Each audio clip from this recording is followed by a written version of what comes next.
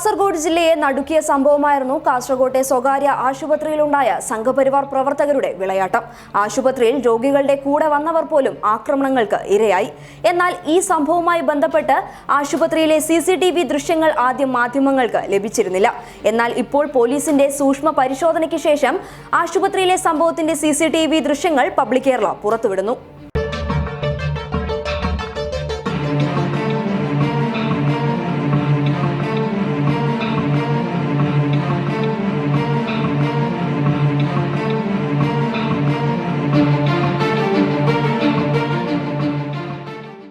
ആംബുലൻസിന് സമീപം കൊലക്കേസിലെ പ്രതികളടക്കമുള്ളവർ നിൽക്കുന്നത് ദൃശ്യങ്ങളിൽ വ്യക്തമാകുന്നുണ്ട്.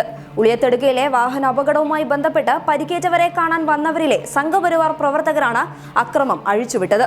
ഇതുമായി ബന്ധപ്പെട്ട് നിരവധി മാധ്യമങ്ങൾ റിപ്പോർട്ടുകൾ നൽകിയതാണ്.